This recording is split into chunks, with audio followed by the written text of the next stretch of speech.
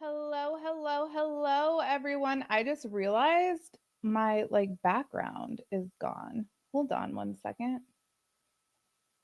Okay, there we go. Hello, everyone. Happy Monday. Let me just roll this little intro real quick and I'll let the room load and then we will get chit chatting. Listen, I have this wife. Her name is Robin, and she would never let me do anything naughty, as bad as I want to do it. I think most of the relationships between me and my adult children are strained. It's an issue of trash talk and innuendo, and it has challenged loyalties and trust on all sides. Wow. I have so many thoughts on this episode. This episode really pissed me off. I wasn't really rooting for anyone, and maybe it was like there was a noticeable lack of Janelle in this episode. And maybe that's why I didn't really appreciate this episode very much at all. Um, Mary, it felt like she thought she was like way too famous for speed dating, which maybe she is, maybe she was, maybe they couldn't really accomplish a incognito speed dating event filmed for the show, but it was just weird. She did not come off very likable in during the speed dating. And Christine, I had a couple problems with Christine this episode. Some people came for me on my video a couple videos back with the whole air quotes thing. I thought that was cringe. I mean, I don't know if Tony supports his family with chess. I have no idea how much money he makes at that. I know that there is the possibility of making a decent amount of money, certainly enough to support a family. So I have no idea. I just, of all the things Christine has done in her life, upped and moved and blah, blah, blah, for chess is certainly less dumb, in my opinion, than, hey, we might get arrested, which we certainly never would have been. Anyways, we'll get to it. And then obviously Cody and Robin were insufferable as per usual. But I particularly took issue, and some people might have a problem with me having a problem with this, but I really was disgusted at Cody. Like, they have to bring up the subject of the moving, because obviously they're gonna move, and we're gonna see that on the show, and they're in a new house. But for Cody to use Garrison as a reason, even if it's not the reason, but just a reason that contributes to him wanting to get out of that house, to me felt like he was exploiting Garrison's death, especially when he has zero relationship with his surviving adult children. We'll get to it. It irritated the shit out of me. So let's talk about special forces for a hot second. Sorry. Not at all. I do read some of the comments that I can get to. It's just, it can become a lot. So I apologize if I don't get to like every single comment. But yeah, you guys are free to chit chat amongst yourselves. If I see a comment and I want to talk about it, I'll pull it. But anyways, let's talk about Special Forces episode 2, season 4, episode 2.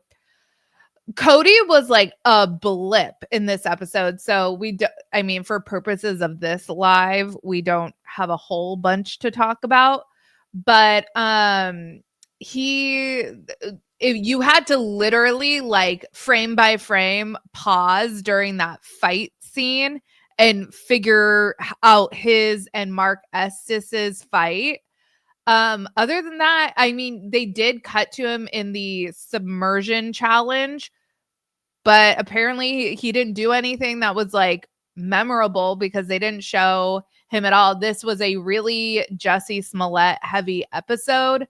They focused a lot on him attempting, I guess, to prove himself, to redeem himself, and he ended up failing the challenge twice. And I have pretty much zero sympathy for Jussie Smollett, like in real life, but I actually felt bad that he failed that challenge a second time. And he rightfully was aware that he was the cause of both Eva and the other girl, I forget her name, of them failing the challenge. And then, so 2 people were eliminated this episode. Teresa Giudice quit because she didn't want, or she claims that she didn't want to watch her daughter fight. And then Eva, for her own health and safety, they told her she could not continue. So we are down to what? They start with 18. So we're down to 15 recruits. And I was listening to the Shit Talk podcast with Ace and Caitlin, and maybe this was like a week ago. They said something hysterical. They were like, Cody is totally doing this show so he can get a military discount places. Does David Yurman offer a military discount?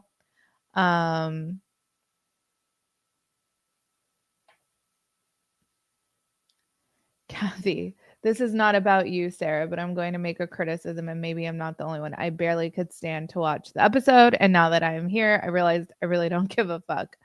That's fair. That's fair. And probably people echo that sentiment. Okay. Last week, Taylor Swift on Friday launched her 12th album. I have never seen such a devoted fan base. She has an incredibly devoted fan base, but in equal measure, she has an incredibly devoted group of haters who just don't get the hype, who feel the need to like pop into every like forum that is discussing her to be like, oh, this album sucked and blah, blah, blah. Personally, for me, I learned this a long time ago. For things that I don't really care about, and I'm not trying to call you out, Kathy, but like for things that I don't really care about, I just like don't participate, right? I have no need to like go it like what I'm seeing with like the Taylor Swift people. I don't understand people going into like fandoms and like commenting that her newest album sucks. I just don't really get that.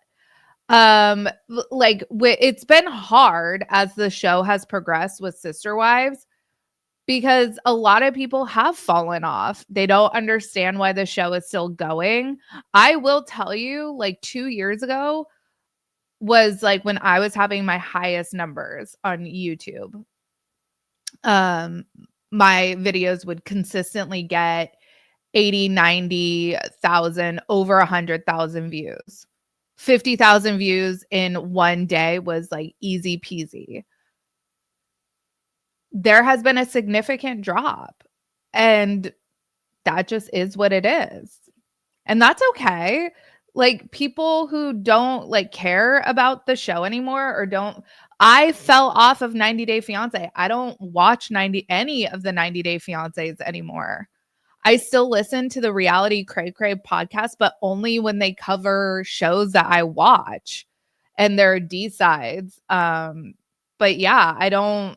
So it happens. You can absolutely outgrow a show that was once a really interesting part of your day-to-day life, maybe. But for people that still find enjoyment in watching it, maybe they find comfort in watching it, maybe they still enjoy the community of people that also are watching it. I don't like anyone yucking anyone else's yum in that respect. Like, let people enjoy what they enjoy. Let people enjoy what they hate watch, right? So that's my opinion on that. So I definitely appreciate, I've had multiple people comment to me that they just watch content creators recaps of Sister Wives. Like they don't actually watch the show anymore. When I was still listening to Reality Cray Cray pretty consistently, that was a common thing that they would talk about, that they would get people telling them that they don't even watch the show. They just listen to the podcast. And that's completely fair. I've said this. If there is 50 people still watching my videos, I'm still going to be making videos because I don't know. I enjoy it. I enjoy the show. I find the like clear personality disorder that is Cody fascinating as just like a social study. That I cannot believe that this person willingly puts themselves online on TV and seemingly has zero care, because I can't imagine he has zero self-awareness, but he has zero care to how he comes off. He's like totally cool with it. I find it fascinating. So I'm always here to talk about it. So if it's 30,000 people, if it's 50 people, if it's 10 people, I'm going to be here. You guys will always have a place at Reality Squad. And I promise I will be talking Plathville and Seeking Sister Wife this week. If I can just bitch for 1 second. So 2 days ago, all of a sudden, I was just smelling a burning smell. And I was like, am I having a stroke? And I was like, no, that's smelling burnt toast. And I wasn't smelling burnt toast. It was like a burning, like a curling iron was still on. And I was like, oh, what the fuck? And my husband and I are going all around the house. Nothing's on. I don't have a candle on. I don't have a curling iron on. I don't have anything going. What's going on? We figured out it was coming from our dishwasher. Well, this morning I went to unload the dishwasher and it like died a horrible death. The like pod thing like never disintegrated, and then all of a sudden when I tried to like restart the cycle, it just started beeping and I couldn't get it to stop beeping. So I had a guy come out to this afternoon, and the guy was like, it's going to be $300 for a new motor and then $300 for labor. And I'm pretty sure I paid like $700 when the dishwasher was brand new. So I'm like, $600 to fix a $700 like 5-year-old dishwasher. Needless to say, I just ordered a new dishwasher and it's going to be here on Thursday. And my husband is now hand washing so many dishes. There was a pile. Anyways, I even had to call my mom, who's in Italy right now, and be like, is $600 to fix something that costs $700? Is that stupid? And my mom's like, yeah. I'm like, okay. So good to know. So I'm extra irritated going into this episode. So let's see let me pull up my notes here. Oh, I should have looked into refurbished. Luckily, Home Depot was having like 40%. I got one for 40% off. So I got one that should have been like $900 for like $600, but then I had to pay to install and haul away and all that jazz. So I ended up at like $800. I'm just gonna call that a win. You can get like a $2,000 dishwasher these days.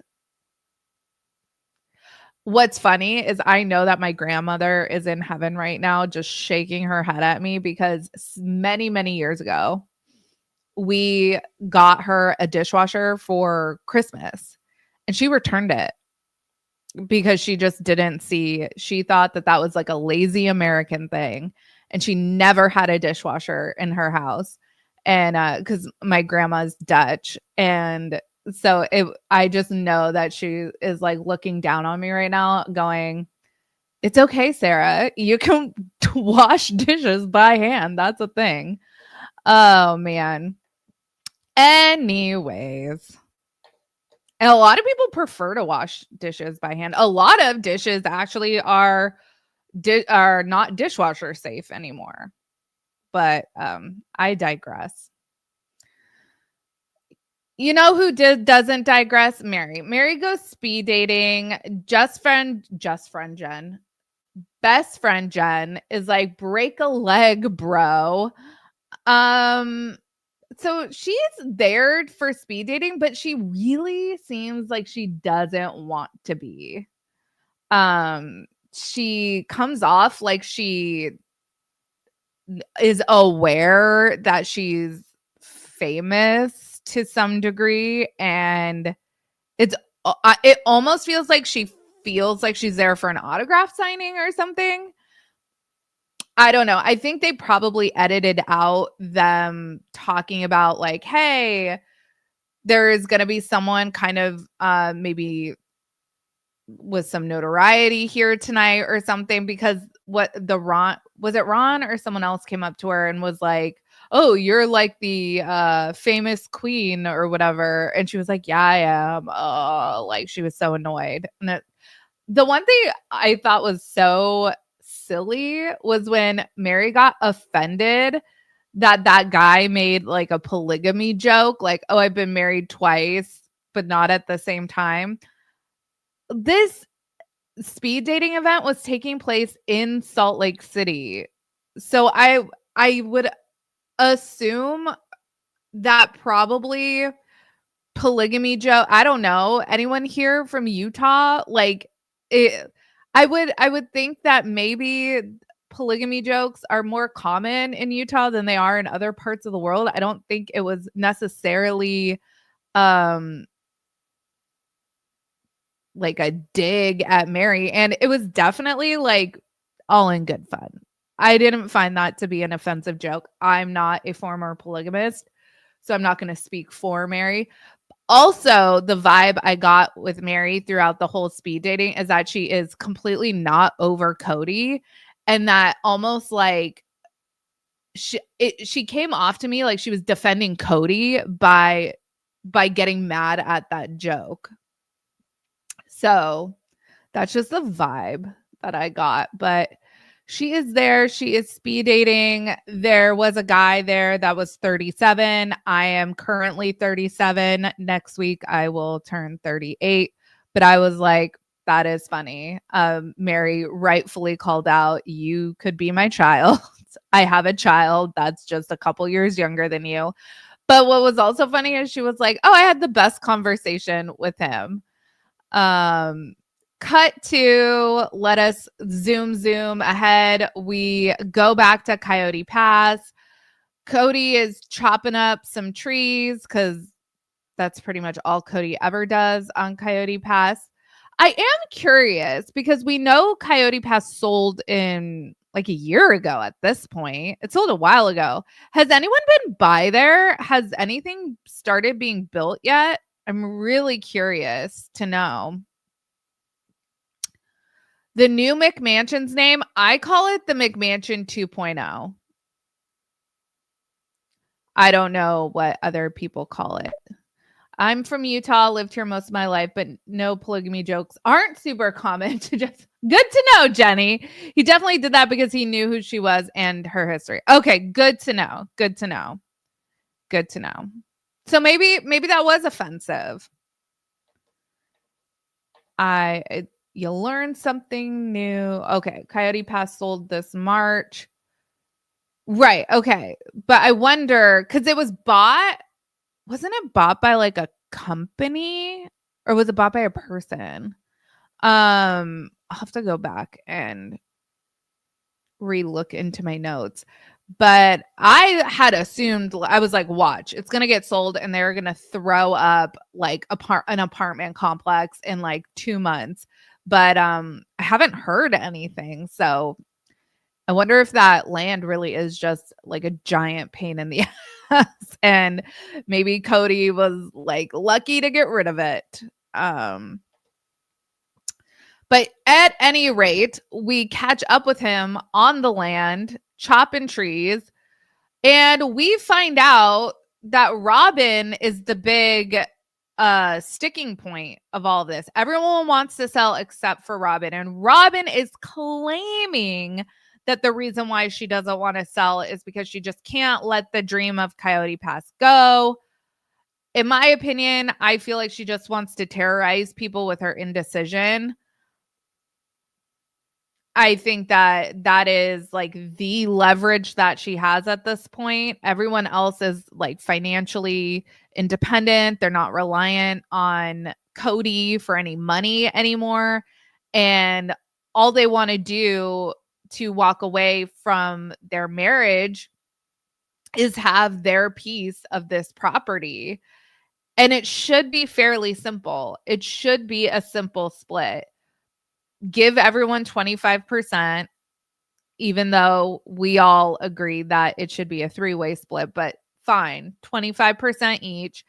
And let's just sell it and call it a day. But Robin is just dragging her feet. And it's because this is the last hold she has over these other women.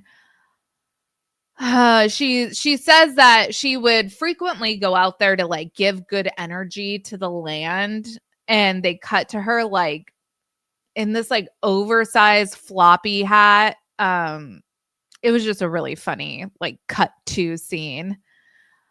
But essentially what she's saying is she's done her part for the land. She has gone out there and given good energy. And now you guys want her to sign off on selling it? I mean, she's been shouldering the weight of this family for so long already.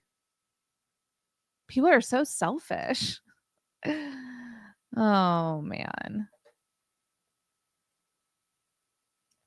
I think the good Karen, I think I love your username, by the way. I think that that is very accurate. I think she is afraid the show will end, especially since Cody recently, when doing press for Special Forces, said that the only tie that he has to his ex-wives, not all the kids he had with them, but it's the show. So yeah, if there's literally no tie that binds anymore, like then what show is there? Which is why I've been saying they need to like turn this into a like Real Housewives style filming where they put them in contrived scenarios. And yeah, they have all this history, so that's fine, but it's like if they're not going to organically have opportunities to get together, create those opportunities. I don't think viewers are going to begrudge production from like sending the Browns on like a family vacation to film it and watch them fight. Like we will watch that.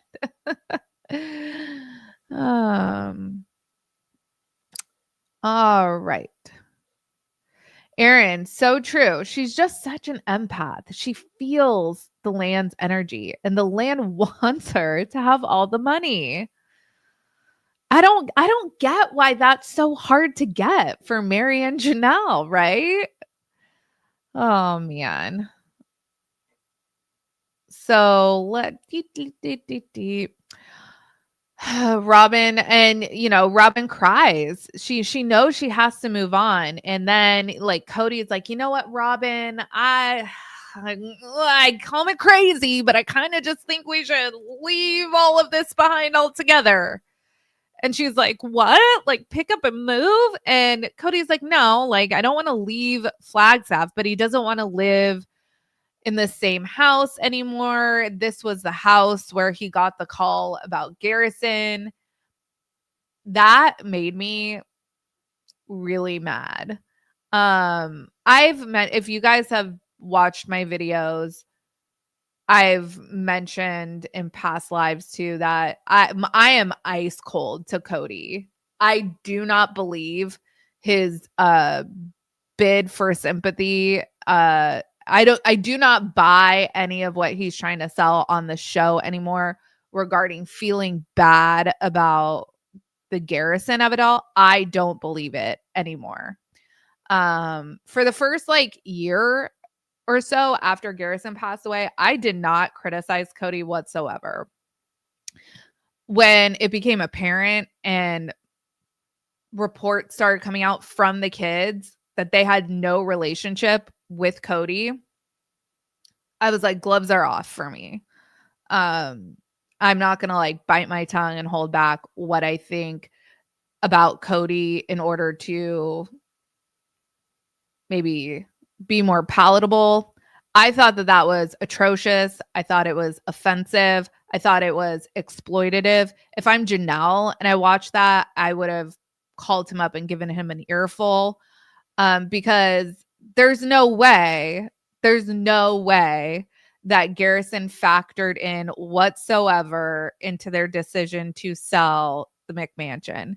That was purely used as a way to garner sympathy and acceptance from the viewer, and maybe even some of his other family members, maybe extended family members, because I really don't think his kids or wives would have bought that Garrison factored into that at all, but maybe like sisters, aunts, uncles, brothers, cousins, whatever, maybe would buy that. But I think that that was purely like, I'm going to make this move that under any other circumstances is going to piss everybody off.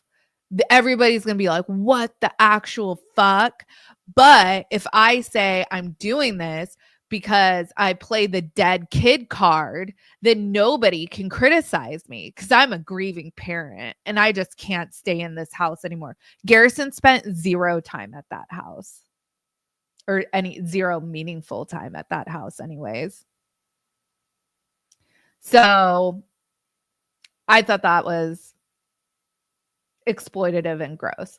And if, I'm not going to like sit here and excessively rag on him for that, but I just thought that that was a choice, certainly. And then especially when just like 5 minutes more into the episode, he's talking about how he doesn't have a relationship with any of his other adult children because of trash talking and innuendo, and loyalties are being questioned.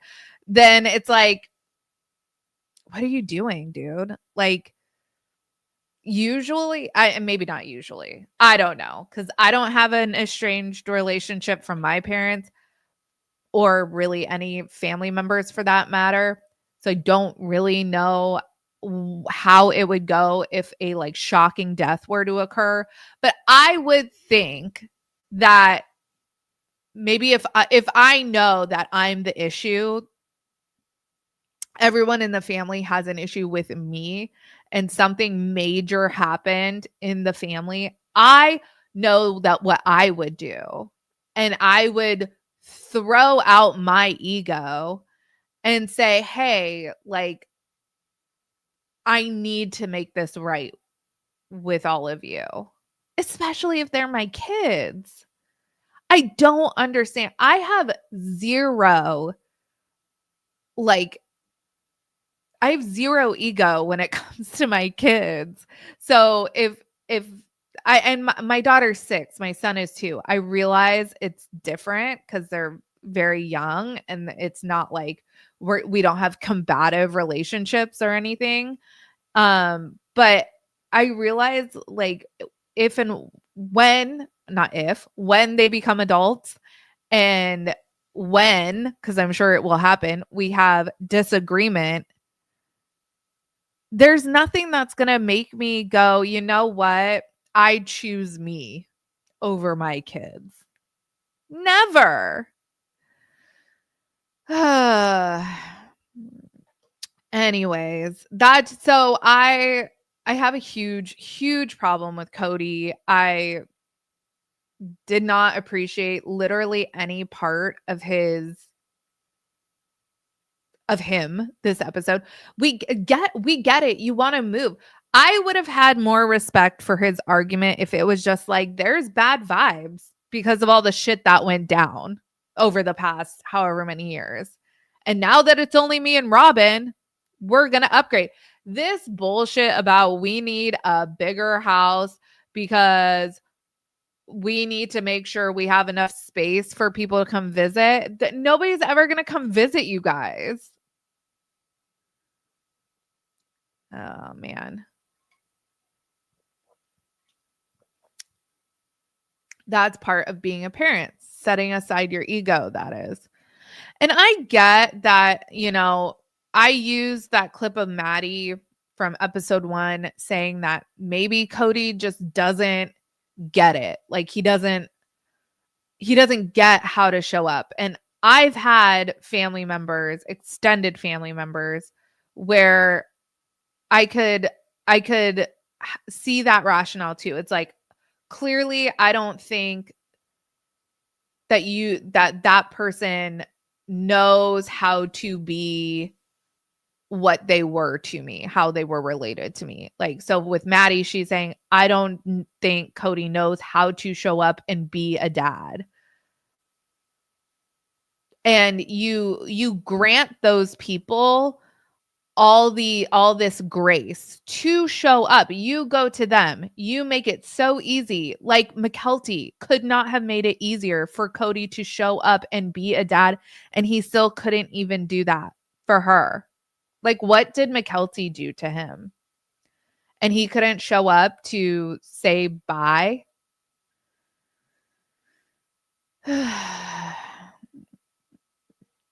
Yeah, he made it a point to use Truly coming over. Because, you know, Christine writes in her book that didn't they put Truly once in like Saul's room and then another time in like a room that like had outdoor access, so she could have gotten like kidnapped, and it like didn't have curtains on the windows or something like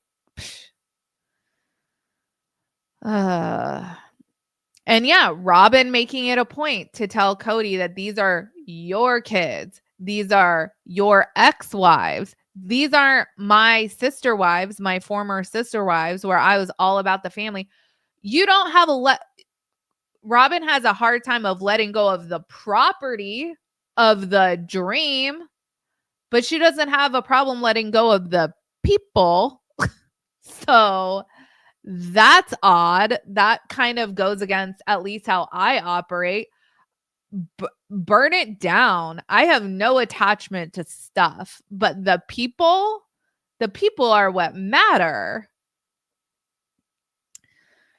But it is, man, this episode just pissed me off. Hold on, I lost where I was in my notes. We hop back on over to Mary's speed dating, and this is where the guy, I forget the name of the guy who said this, but he said he was married twice, only once at a time. And, you know, Mary's like, no jokes about polygamy, or no dumb jokes. Anyways, the one thing I did find funny, Mary's giving like what she would like in a man, and she was saying she would like to be with a tall guy. And I don't know how tall Cody is, but I know he's not like incredibly tall. And there has been speculation of him like putting lifts in his shoes before. People have made jokes of him standing next to Isabel, who is like statuesque post surgery. She is just like model beautiful. And how he was like, I think it was like I don't know if it was her. No, because it was after high school that she got her surgery. There was some picture of him post Isabel's surgery standing next to her, and he's like on his tippy toes, and it's like really funny. So it's funny that Mary is saying that she'd like to be with a tall guy. I took that as kind of some shade to Cody.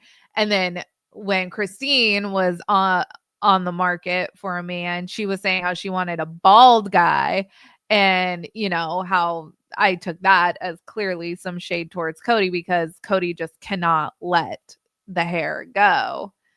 I will say I don't think speed dating would be my jam either. Oh, Cody is 5'11". Good to know. That's not short. Are Cody's wives tall? I think Robin's pretty tall, but 5'11's not short. My husband's 6'6", so I have no concept of like average height. He's like a monster, big tree, fall hard.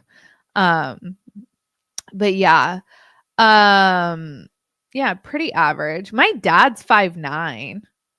So what's the average height for a man?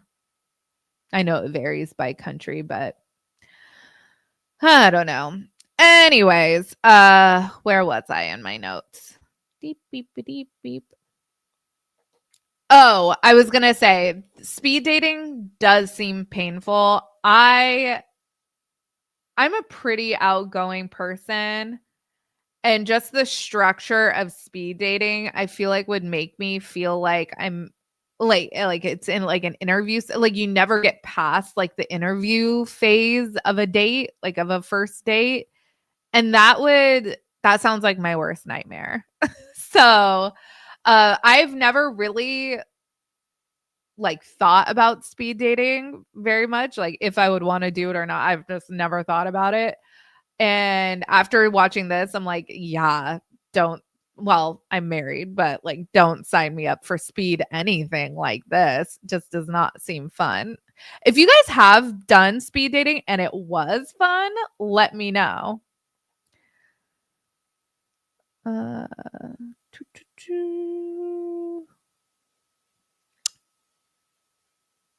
Then Mary dates the guy that, or dates the guy, talks to the guy that's 37. And I was like, I'm 37.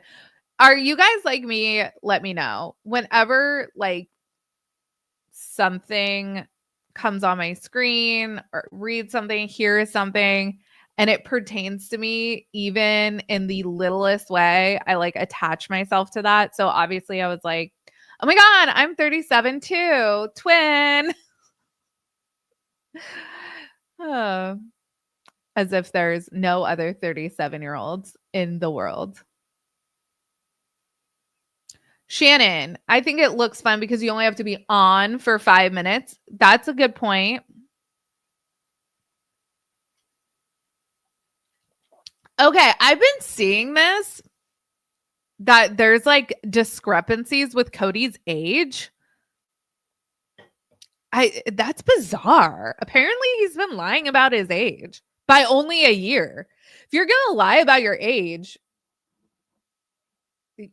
I don't know. I would probably deduct 5 years. I don't know. I know that unique 37 club. It's so rare these days. And I only have, what's today? The 6th.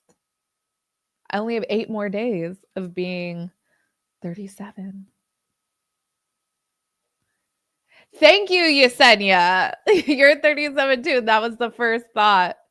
And also, I was like, God, I was like, no shade to that guy, but I was like, I feel like he looked older than 37. And I was like, I hope I don't think I look young and I actually look like his age. That's so mean. Anyways, I'm going to move on from that.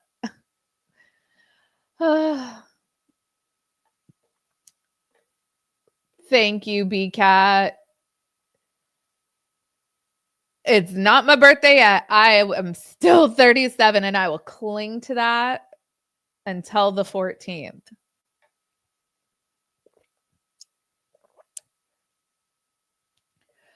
All right. Where are we bebopping to next? We only get that one scene with Janelle, but I will say I did appreciate that Janelle did offer us commentary throughout. So at least we had that. Janelle's commentary is always so like what we need because it's so I don't give a fuck about Cody. Janelle hates Cody, right? Like she like fucking hates this guy. And that's sad because like I look at I follow a lot of true crime and like I have always like noted like with the Gabby Petito story how there's like 2 sets of parents. There's like her mom and her stepdad and her dad and her stepmom. And they were like a united front to find her, to like get justice for her. And now it's been like 4 years since she passed away. They're still like together. And as a foursome, they started a foundation in her name. They're still, I just spit, sorry. They're still connected. And I think that that is such a testament to like adults being able to be adults. It's sad to me that like, and I know it's not on Janelle's part. I know it's not Janelle being unwilling to like be an adult around Cody. It's Cody. And that's so sad. Italian girl. Your husband's 6'4" and you're 4'11". Oh my gosh, that is a height difference. That's a height difference. Thank you so much, Hurricane Heather, and best of luck on your cancer journey. I hope everything is going well for you. Just as an aside, but Janelle is a queen. She is sitting there on her pile of money, and then Cody keeps giving her material to make more. She should send him a thank you note. Oh my gosh, speaking of, I really thought my Sister Witch's shirt was going to come today, and it didn't. Bollocks. Hopefully it comes tomorrow, because how I love that Janelle is like turning around and every dumb ass thing Cody says, she is turning it into a t-shirt. I love that for her. I always think, I don't know if you guys watch Vanderpump Rules, but when the whole scandal of it happened and before the sandwich shop even opened, the Something About Her sandwich shop, they put out merch. They made like hundreds of thousands of dollars on the merch for the sandwich shop.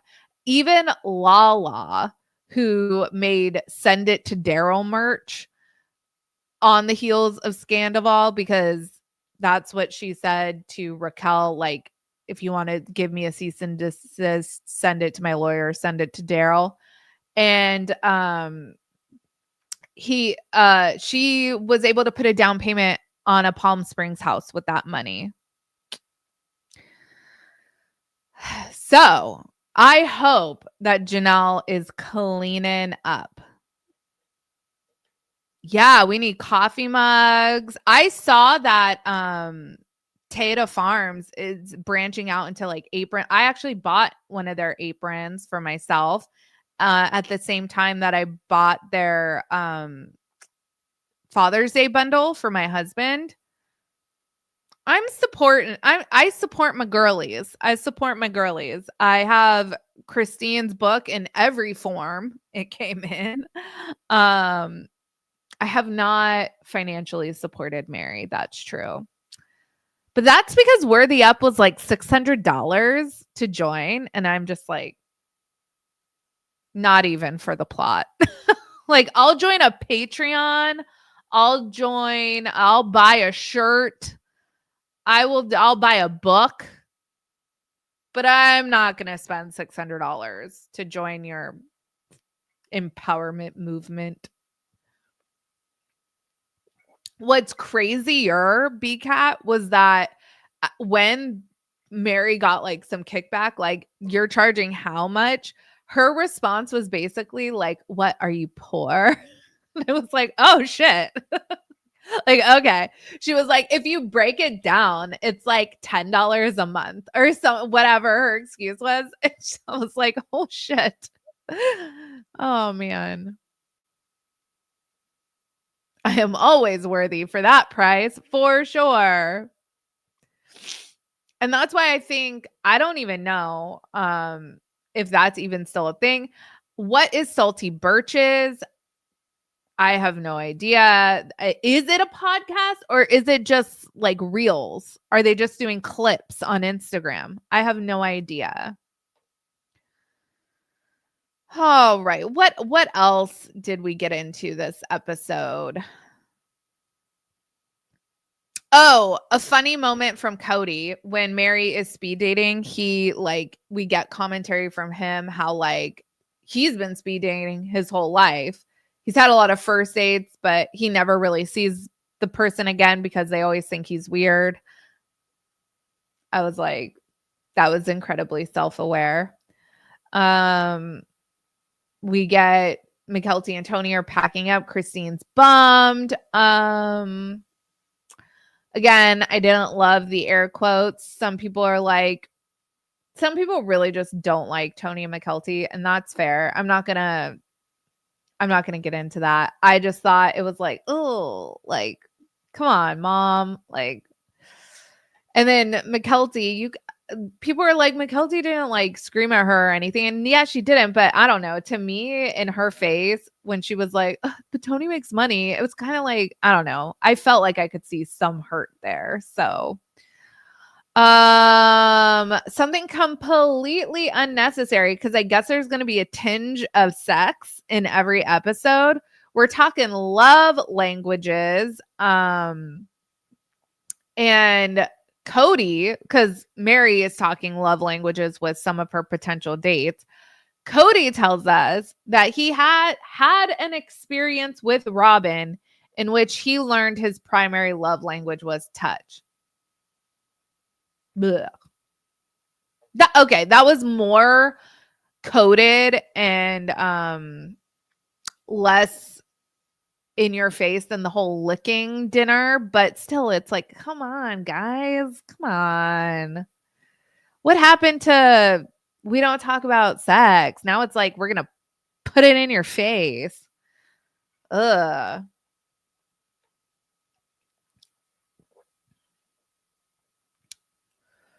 Oh, and this part, the second part of the episode that like irritated me, first be above and beyond, was obviously Cody's comment about Garrison. But then there's this little dog that pops up.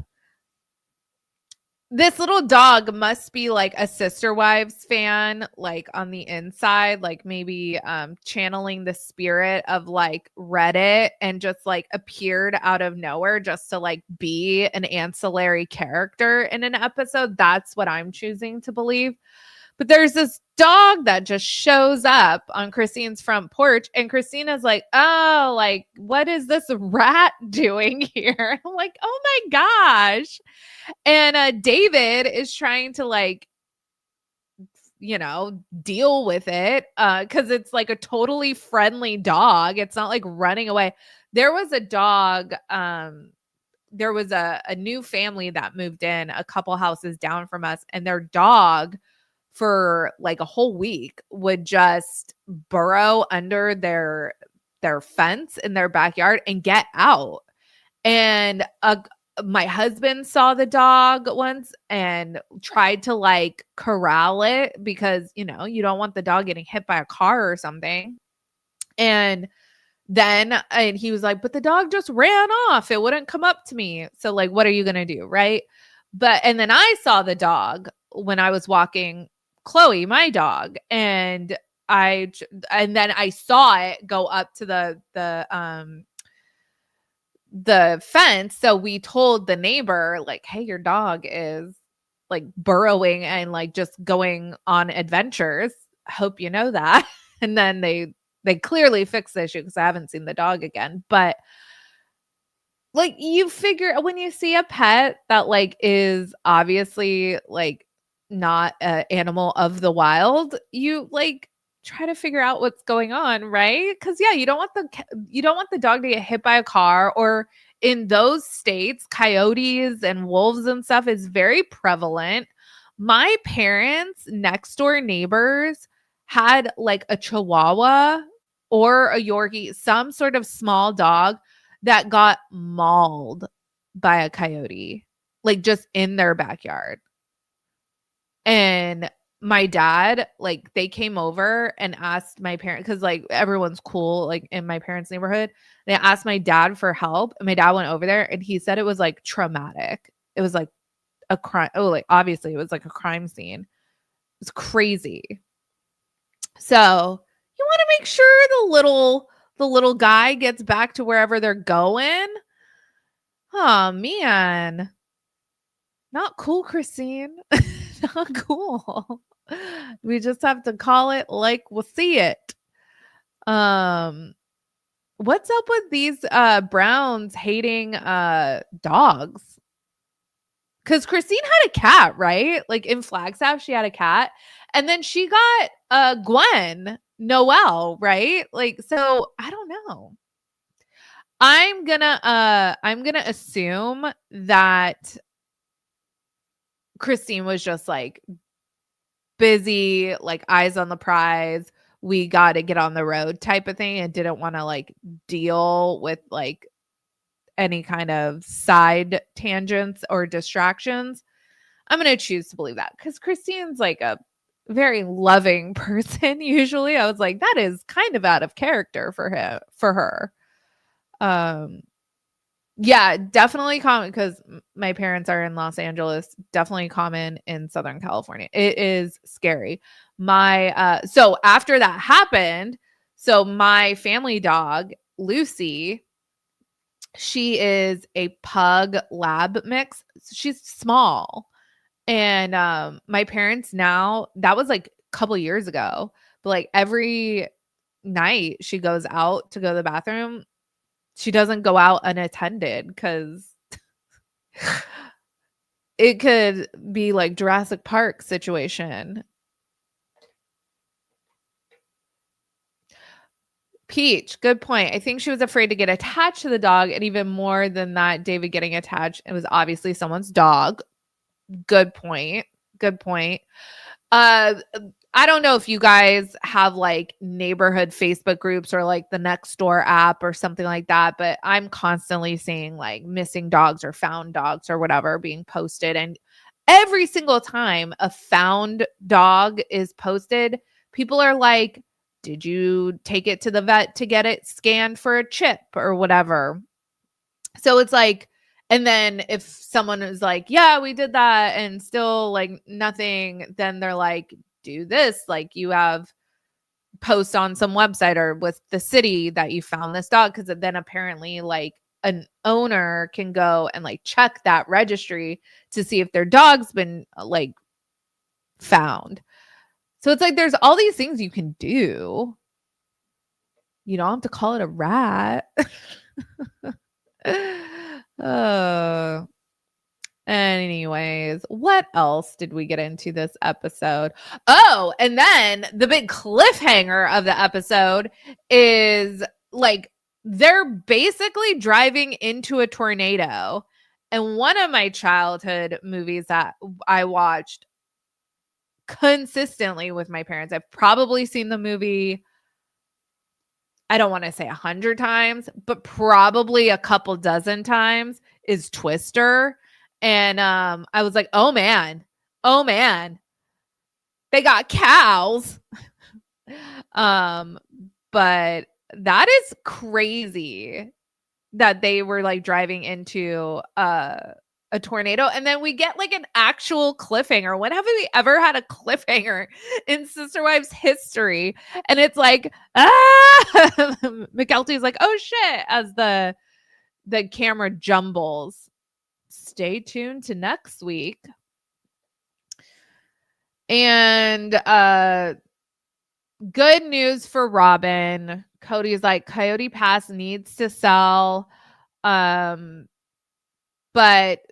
it's okay, Robin, because we're going to upgrade your McMansion. And she's like, oh, okay. All right. I can, happy wife, happy life, blah, blah, blah. Janelle and Mary do touch base via Zoom. And Janelle lets Mary know that Cody has agreed to reapportion the property and to sell. But Mary's like, oh, that's interesting because Cody won't talk to me. And then Cody is telling us in his couch interview that he had to make Mary talk, or had to make Janelle talk to Mary because he didn't want to talk to her because she's a nag. So much for being the favorite ex-wife, right? Man. Oh, and then Janelle tells us, because she's in like F Cody mode hardcore. that had she been legally married to Cody, she for sure would have gone for half of his assets, which would have meant half of Robin's assets, which would have been so satisfying to witness. And that was pretty much episode 2. Many times this episode, Robin referred to Cody's kids as your kids. I don't think she views Mykelti as one of her kids anymore. So it is interesting that they upgrade their house and tell their audience that it's so they could maybe one day have Cody's kids over, as if any of us believe that that's actually the reason why. Be so for real. I'm enjoying season 20. It's interesting to see how the show is pivoting, because it's not about a family anymore. It's about 4 different people. Personally, I only think that they can do 4 different storylines for so long before viewers are going to get fatigued with that. I think that that will happen pretty quickly. They need to find some cohesion if they want to keep the series going. If they don't and they want to call it a day, that's also fine. I think the kids, I mean, Mykelti has literally said that the only way to have a relationship, for her dad to have a relationship with his kids, is to quit the show. I don't think Cody's ever going to proactively quit the show. I think he's going to have to the show will have to get canceled. But as long as they're still wanting to do it, I'm still willing to watch it. So that's where I'm at. Anyways, you guys, thank you so much for joining me tonight. Make sure you like this video and subscribe if you haven't subscribed. Like I said, I will have a Seeking Sister Wives video out this week and a Plathville video out this week, because I have to wrap up Plathville. Holy cow. And more Sister Wives. So I will see you guys in the next video. Have a good one. Bye-bye.